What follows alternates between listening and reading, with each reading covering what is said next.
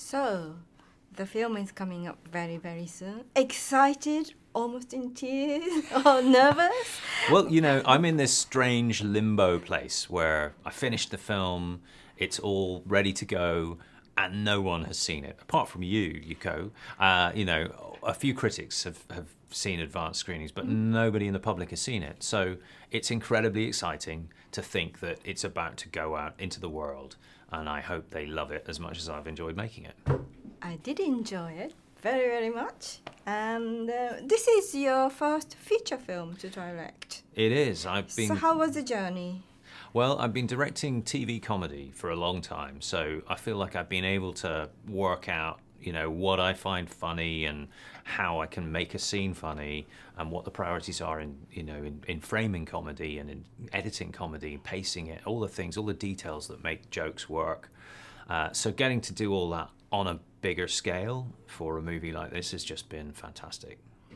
Sounds very exciting, and it did work. Thank you. All the laugh was in the right place. We make us laugh, and I thoroughly enjoyed laughing and looking at the screen. That's great. I think, you know, first and foremost, we want this to be a funny film. You know, there are action comedies which are a bit more action than they are comedy, and we felt with this it's really got to work as a comedy. So we want to keep the laughs coming and not have like tumbleweed moments, long gaps between big laughs. So you've been working in British comedy TV scene. So do you know Rowan, or is this the first time you worked with him? This is the first time I worked with Rowan. He knew my work. I certainly knew his because I grew up with it. But Working Title, the production company that made the film, they sent me a script through my agent, and then I met with Rowan. And I think he needed to be sure that I could, you know, be on his wavelength. And I think that's a really important thing. He knows this character so well, and he's, you know, played this character since commercials like 30 years ago.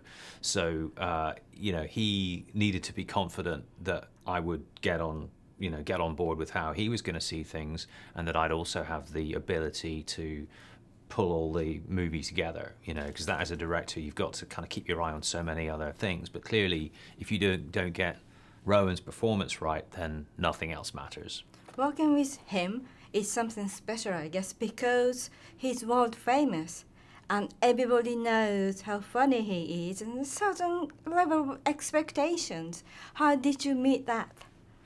I think if you spent every day thinking, oh no, the world is going to judge me, then you never do anything. I think you just have to take it scene by scene and think, how can I make this scene funny? Is what he's doing here funny? Can we make it funnier? What can we do that's better? So it's all those little decisions that add up to being the film working, you know, that add up to make the film work. So what is the scene you enjoy most? I think maybe my favorite sequence is virtual reality. It's a scene where Johnny puts on a virtual reality mask in order to infiltrate a virtual version of a house that belongs to someone who might be behind this big cyber attack. And he's wearing this mask in the safety of MI7, but he manages to escape, to step out of MI7 into central London.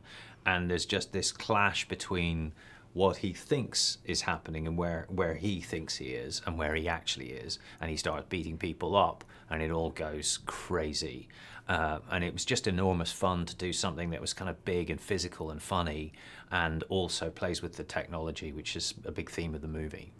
I thoroughly enjoyed that scene as well. That's my favorite too. Good. And how do you end up with like actually doing a virtual reality? Because the real world's going out and coming back, but you used city, one of the very busiest part of London. How was the location?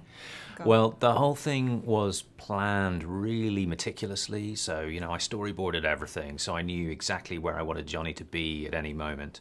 And then location-wise, you know, I kind of worked out exactly which locations we could use, and we brought a load of extras in. So we controlled all of the traffic. So all the cars you see, they're all kind of stunt drivers. All the people are extras. So it's that weird thing when you're directing and you've got a street with 150 people on it. And when you call action, they all start walking and cut, and they all stop. and then they walk back to where they did for the next take, and they start again, walk, walk.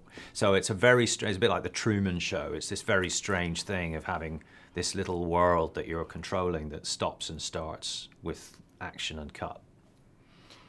Sounds interesting. So can you introduce this movie to Japanese audience to the camera, please? Sure. So I'm David Kerr, director of Johnny English Strikes Again. I'm really excited for everyone in Japan to see this movie, and I hope you enjoy it as much as I've enjoyed making it. ジョニー・イングリッシュアナログの逆襲